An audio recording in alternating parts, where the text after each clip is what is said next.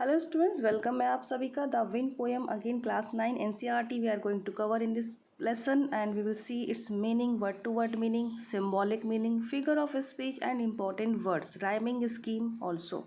About the poet, there are two poet connected with this poem as जो इसके authors होते हैं, तो आप देख लीजिए. स्टार्ट करते हैं. कोई भी पोएम है, अभी जितना भी मैंने कंटेंट आपको बढ़ाया है स्टूडेंट्स, अभी जो भी चल रहा है हमारा, तो इसमें आप देखिए 3 स्टेप प्रोसेस को फॉलो करना है. फर्स्ट स्टेप है कि आपको वीडियो का मीनिंग, आपको जो वीडियो देखकर जो आप पोएम का मीनिंग समझ रहे हो, ओके, पहली बार. सेकंड, आपको स्टेप फॉलो करना है, एमसीक्यूज़ वाला लेसन कंटेंट देख लेना है और एमसीक्यूज़ अपनी तरफ से भी कर लेना है. एक्चुअली स्कूल में तो बच्चों को ऐसा करवाते हैं कि आप इस पोएम से अपने से ही 30 एमसीक्यू बना के लाइए. अगर आप लोग ऐसा कर रहे हैं ना, आपके लिए फार बेटर है. आपका वो टॉपिक कभी गलत होगा नहीं. अगर उस टॉपिक से क्वेश्चन आएगा, गलत नहीं होने वाला. ठीक है. थर्ड स्टेप ये है, पहला स्टेप है आपको मीनिंग समझ लेना है, word to word, symbolic meaning, हर कुछ उस पोएम में जो भी लिखा है टेक्स्ट में. टेक्स्ट बुक आपकी पहले आधार चीज़ है. ठीक है, उसको पहले ध्यान रखिए, उसको लेके रखिए. सब कुछ खरीद लीजिए. 9 to 12 तक का अगर आ रहा है कंटेंट तो वो बुक्स खरीद लीजिए. 200 से 300 में सारा कंटेंट आपके पास आ जाएगा. और बुक में लाइन चला चला के, पेन चला चला के याद करते हुए लिखिए. जैसे मैं यहाँ समझा रही हूँ, तो आप यही पोएम अपनी वीडियो को देखते हुए साथ में अपना बुक में भी खोल लीजिए यही, और वहाँ पेंसिल से लिखिए जैसे बिल्कुल स्टूडेंट लिखते हैं, जैसे बच्चों को लिखवाया जाता है.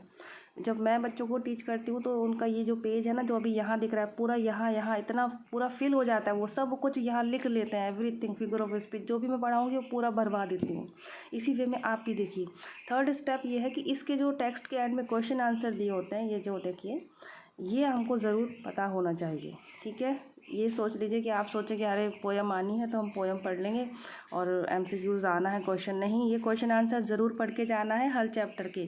ये स्टेप सिर्फ इसी के लिए ही नहीं बता रही हूँ, मैं सभी के लिए बता रही हूँ. तो ये हो गए आज के की पॉइंट्स. स्टार्ट करते हैं उस पोएम को. So students, this poem is written by, देखिए ये पोएम जो है आपकी सुब्रमण्यम भारती जी ने ट्रांसलेट किया है. नहीं, सुब्रमण्यम भारती जी ने तमिल में लिखा है इसको और ट्रांसलेट किया गया है A.K. रामानुजन जी के द्वारा. यहाँ हम इसमें देख लेंगे, यहाँ से क्लियरली लिखा है, translated from the Tamil by A.K. Ramanujan. तो एक्चुअल में इसके पोइट कौन है? सुब्रमण्य भारती, जो कि एक तमिल राइटर है. ये ध्यान रखना, एक्चुअल पोइट है सुब्रमण्य भारती, तमिल पोइट है, और A.K. रामानुजन जी ने इसको इंग्लिश में ट्रांसलेट किया है इस विंड पोएम को. इधर से ही पढ़ लेते हैं हम about the poet. Subramania Bharati 1882 to 1921 is a great Tamil poet famous for his patriotism in pre independence era. आज़ादी के पहले का जो समय था उसमें अपनी देशभक्ति के लिए जाने जाते थे, फेमस थे. And A.K. Ramanujan ji is a Kannada and English poet. ये हम लोग के सिलेबस में भी होते हैं लिटरेचर में, A.K. रामानुजन. तो ये कन्नड़ है and English poet, well known for the translation of classical and modern poetry. Actually ये क्लास ट्रांसलेशन इसके लिए स्पेशली जाने जाते हैं. उन्होंने कई अच्छे वर्क का ट्रांसलेशन किया है. इस तरह इस पोएम को भी उन्होंने ही ट्रांसलेट किया है, A.K. रामानुजन जी ने.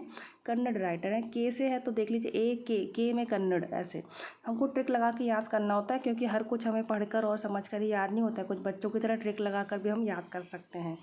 और जब आप अपना भी क्लास टाइम याद कीजिए, अब जब आपको बनना ही टीचर है ना, तो एक बार अपने पढ़ाई के समय ना पूरा अपना स्कूल का ड्यूरेशन भी याद करते चला कीजिए कि कैसे कैसे आप पढ़ते थे, है ना, वो सब. अब वही एक्सपीरियंस करना है, लेकिन इस बार टीचर के फॉर्म में एक्सपीरियंस करना है हमको, है ना.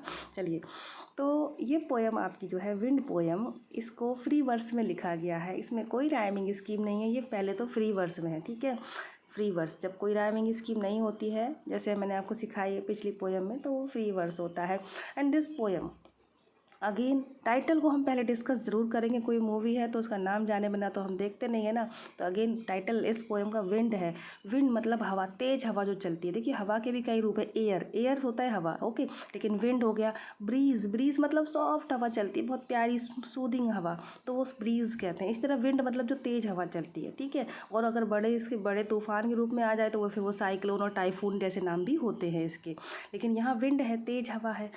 अब ये जो है एक मेटाफर है, बहुत ध्यान से सुनिए. मेटाफर मेटाफर क्यों? ये किस चीज़ को इसका कंपैरिजन कर रहे हैं, किसका तुलना हो रही है, छुपे छुपे रूप में तुलना होती है मेटाफर में। तो ये हमारे जीवन की कठिनाइयाँ हैं, लाइफ के चैलेंज हैं, एडवर्सिटीज़, हार्डशिप्स ऑफ लाइफ का सिंबल है एक तरह से। ओके, चलिए अब हम पोएम को वर्ड टू वर्ड समझेंगे। अगेन इस पोएम को बहुत गहन रूप से समझने की ज़रूरत है। यही तो बात है, जब तक आप इसको अगर वर्ड टू वर्ड समझ के आगे बढ़ गए नहीं, इसमें बहुत गहरे सिम्बॉलिक मीनिंग भी छुपे हुए हैं। ठीक है, इसके एक साइड से इसके अलग ही मीनिंग चल रहे हैं इसमें। यही तो बात होती है लिखने वाले की, पोइट की, जो वो लिख देते हैं इतना अच्छा। चलिए देखते हैं। The wind blows strongly and causes a lot of destruction, how can we make friend with us. एक हवा जो बहुत तेज़ चलती है और कई सारे डिस्ट्रक्शन का जो उसको नष्ट कर देती है, उन सब का कारण बनती है, कॉज बनती है। तो हम इसके दोस्त कैसे बन सकते हैं, चलिए बढ़ते हैं, बनेंगे दोस्त। तो फर्स्ट लाइन से बिल्कुल लाइन टू लाइन मीनिंग समझते चलेंगे स्टूडेंट्स हम यहाँ। Wind come softly, poet is just addressing to the wind, address कर रहे हैं, उनको संबोधित कर रहे हैं। विंड कम सॉफ्टली, प्लीज़ आप धीरे आना। क्यों, अब यहाँ एक बात और ध्यान रखिए। अगेन मैं बता दूँ, हर पोएम में बताती हूँ, कोई भी पोएम है कभी भी लिखी गई है किसी भी साल में, 100 साल पहले लिखी गई है, हमेशा वो प्रेजेंट टेंस में मानी जाती है। ठीक है, पुराने गाने सुनते हैं आज भी आज भी रिलेट कर जाते हैं ना हम अपने आप से, कि ऐसा तो नहीं कि वो जो गा रहा है वो उन्हीं के लिए था। तो वही चीज़ है यहाँ पोएम के लिए भी, पोएट ने लिख दी, इट्स ओके, पर ये हमेशा ही बिल्कुल जीवित रूप में रहती है पोएम। सो wind come softly, poet addressing. अब कंडीशन क्या है, पोएट जो है विंड को एड्रेस कर रहे हैं। Wind come softly, don't break the shutters of the window, क्योंकि हवा जब तेज़ चलती है तो ये देखिए ना, डिस्ट्रक्शन मतलब कोई चीज़ें ध्वस्त हो जाए, नष्ट हो जाए, उस सब का कारण बनती है। ठीक है, तो इसीलिए वो कह रहे हैं कि आप प्लीज़ सॉफ्टली आना, और don't break the shutters of the window. Shutters यानी कि विंडो के जो दरवाजे होते हैं, ठीक है, और पेन्स जो लगे होते हैं उसमें। Don't scatter the papers, scatters मतलब फैला देना। अब तुम पेपर्स को मत फैला देना, उड़ा देना। जब हवा चलती है तो पेपर्स उड़ जाते हैं, विंडोज़ के शटर टूट जाते हैं।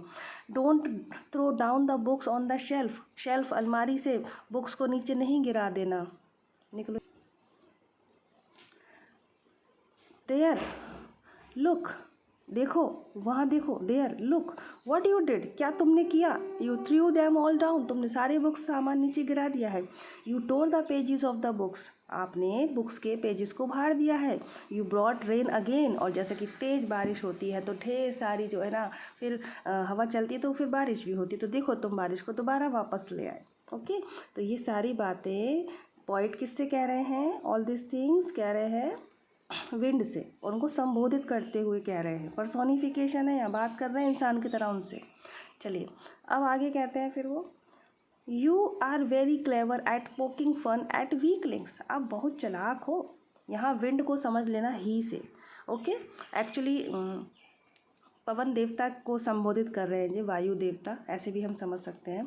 तो you are very clever at poking fun at weaklings, आप बहुत चालाक हो विंड, कह रहे हैं पोइट, कि तुम मजाक उड़ाते हो वीकलिंग्स का, कमज़ोर का। कमज़ोर क्या, कमज़ोर पेपर्स जो उड़ गए, है ना, कमज़ोर किताबें जो गिर गई, कमज़ोर विंडो पेन्स जो टूट रहे हैं ऐसे, और ये पेजेस, ये सब कमज़ोर ही तो है। तो आप वीकलिंग्स का मजाक उड़ाते हो। फ्रेल क्रम्बलिंग हाउसेस, फ्रेल मतलब जर्जर हालत के, बिल्कुल वीक, और क्रम्बलिंग मतलब जो जर्जर हालत में है, अभी ही टूट के गिर जाएंगे, ज़रा सी हवा लगेगी ऐसे। तो frail, crumbling houses, crumbling doors, crumbling rafters. Rafters वो होता है जो पुराने कच्चे मकानों में एक बड़ा सा स्तंभ के रूप में लगा होता है, कि वो पूरी झोपड़ी को साध सके, उसकी छत को साध सके, तो वो होता है rafters. Crumbling wood, okay, crumbling bodies and crumbling lives, crumbling hearts.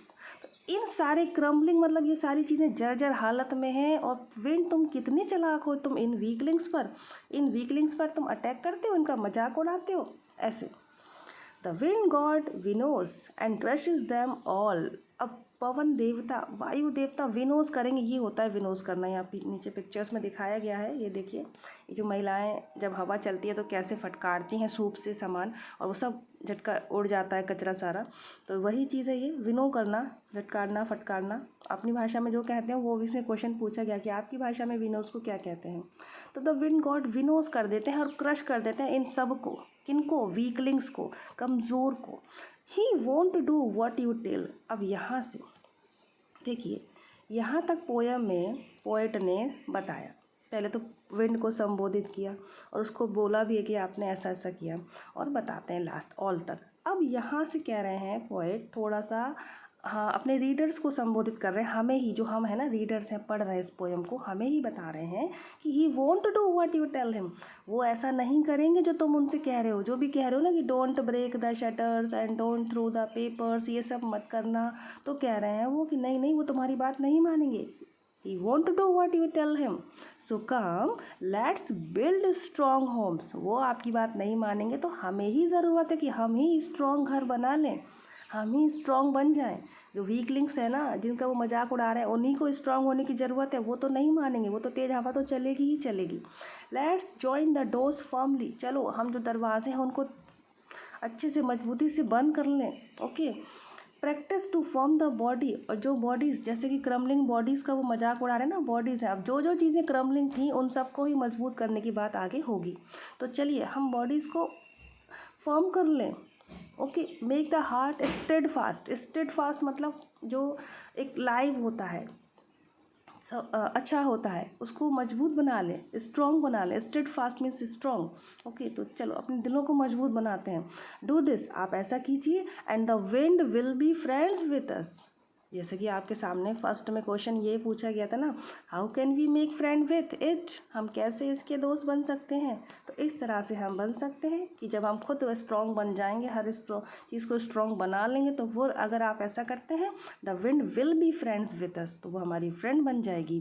The wind blows out weak fires, these 4 lines most important. Okay, यहाँ से आपके एग्जामिनेशन में बच्चों के लॉन्ग क्वेश्चंस आते हैं। When you will teach students, तो आप इसको अच्छी से और फोकस करके समझाइएगा, एम्फेसिस करके, that what the wind blows out weak fires, जो विंड है वीक फायर्स को, कमज़ोर आग है। देखो कहीं छोटी मोटी आग, लकड़ियाँ जल रही हैं, मान लो हवा चली तो वो बुझ गई। ओके, बुझ गई, ब्लो आउट मतलब बुझा देती है आग। He makes a strong fire flower and flourish, और कहीं कभी हमने सुना है कि जंगलों में आग लग गई, इतने बड़े लेवल पे आग फैल जाती है, तो वो क्या होता है, वो इस बड़ी आग होती है तो हवा ने उसको और दहाड़ दिया, फ्लोरिश कर दिया और उसको बढ़ा दिया। फ्लोरिश मतलब फलने फूलने लगी वो आग। तो क्या होता है, छोटी छोटी आग को तो ये बुझा देती है, और ही मेक्स स्ट्रॉन्ग फायर, जो स्ट्रॉन्ग फायर है, जो बड़ी आग कहीं लगी हुई है, उसको और ज़्यादा रोअर रूप मिल जाता है, और ज़्यादा वो फ्लोरिश होकर भयंकर बढ़ जाती हैं वो आग की लपटें। His friendship is good, we praise him every day, उसकी दोस्ती ही अच्छी है और हम उसकी पूरा दिन तारीफ़ करते हैं, प्रेज करते हैं। तो ये आपका लाइन टू लाइन मीनिंग हो गया। बिल्कुल मैं आपको बता दूं, पोएम ऐसे ही समझनी होती है, एक एक वर्ड्स को उसका मीनिंग समझते हुए, कोई वर्ड छूट ना जाए, ज़रूर से उसको फिर तुरंत उसको कैच करो कि क्या छूट क्या है। चलिए, ये तो वर्ड टू वर्ड मीनिंग हो गया। अब हम उसका जल्दी से आप लोगों को बता देते हैं सिम्बॉलिक मीनिंग। सिम्बॉलिक मीनिंग जो इसमें छुपे होते हैं, गहन अर्थ, बातों के पीछे की बातें क्या छुपी हुई हैं, तो देखते हैं। जैसे मैंने शुरू में ही बताया आपको कि विंड क्या है, जीवन की हार्डशिप्स, कठिनाइयाँ, चैलेंजेस जो हम हर दिन फेस करते हैं, आए दिन कुछ ना कुछ चैलेंजेस लगे होते हैं हमारी लाइफ में, हताश हो जाना, हार मान लेना एंड ऑल दैट। तो वही यहाँ समझा रहे हैं, इसमें मैसेज ही इस पोएम का यही है कि be firm and strong. Okay, be strong, be positive. Wind क्या है, symbol of difficulties, hardship, life, ऐसे।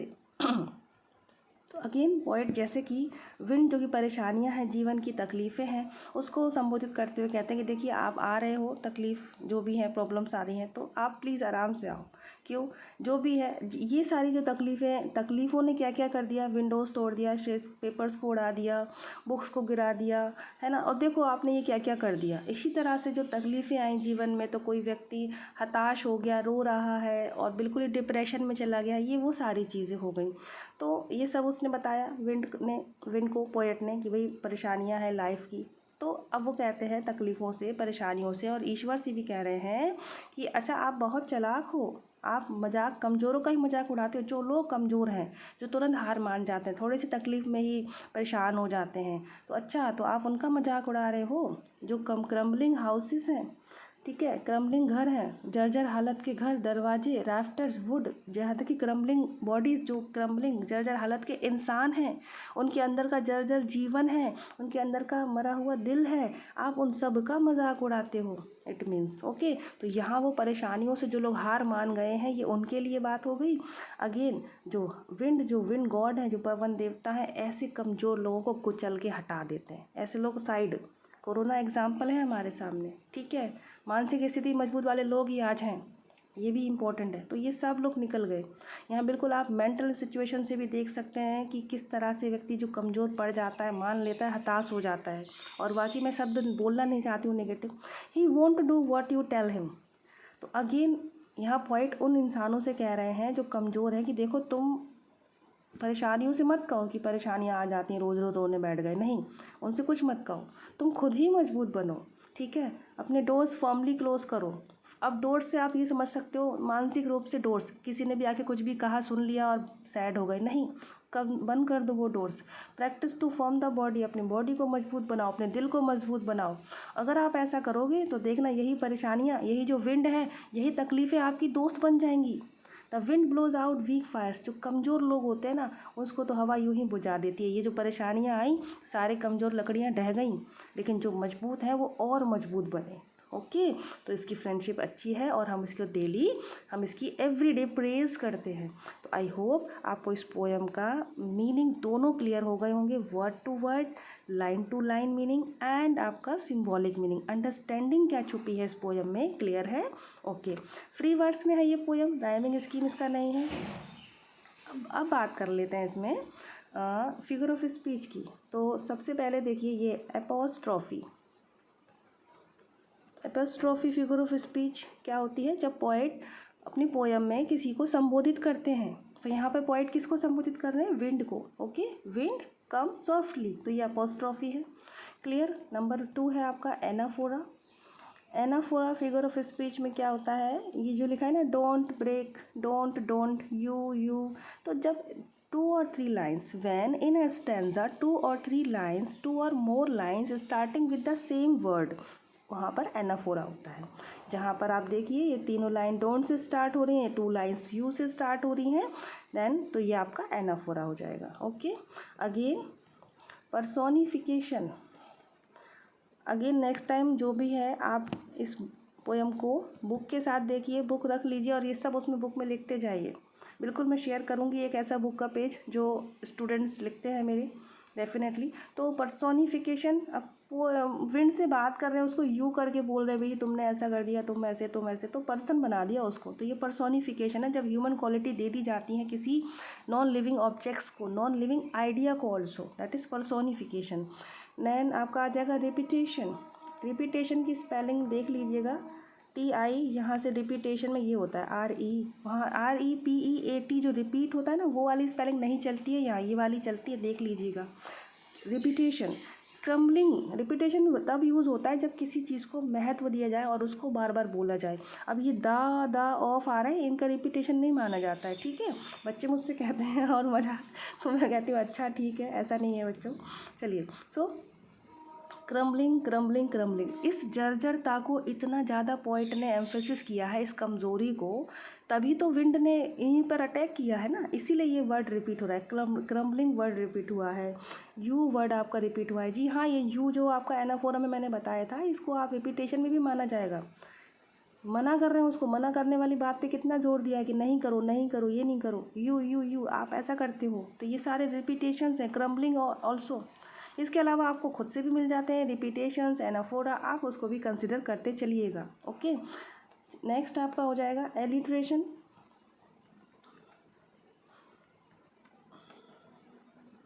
Alliteration figure of speech. देखिए एलिट्रेशन में क्या होता है? व्हेन इन अ लाइन, एक ही लाइन में 2 और more words starting with the same letter, एक ही लाइन में 2 या 2 से ज़्यादा शब्द एक ही लेटर से स्टार्ट हो रहे हैं, तो आपका हो जाता है उसमें alliteration. Through and them, T है यहाँ पर, देख लीजिए। एंड वोंट एंड वॉन्ट, देखिए ये वोंट एंड वॉट, ये आपका हो जाएगा।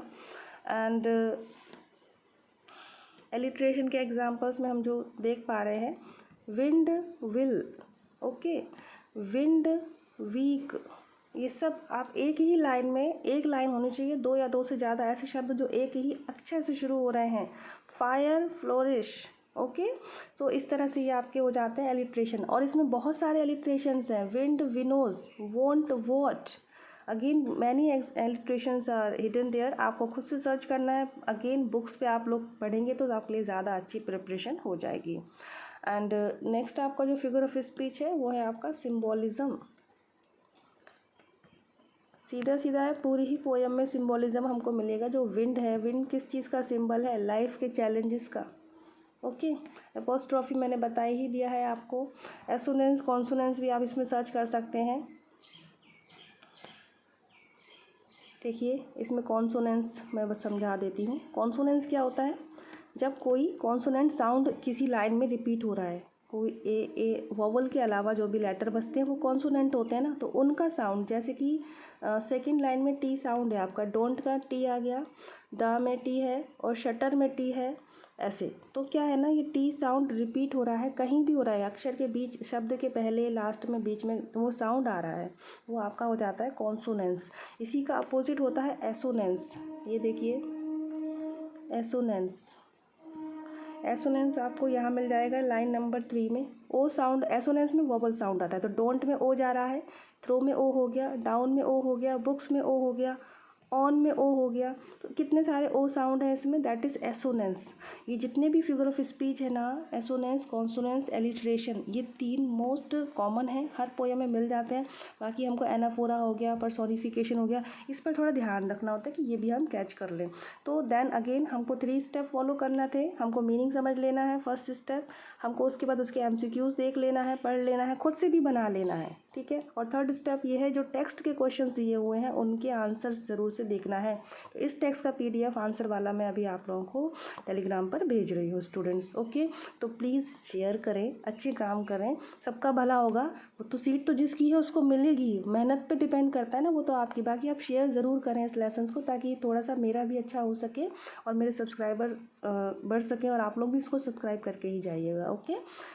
Thank you so much for watching this lesson. खुश रहें, पॉजिटिव रहें, जय हिंद।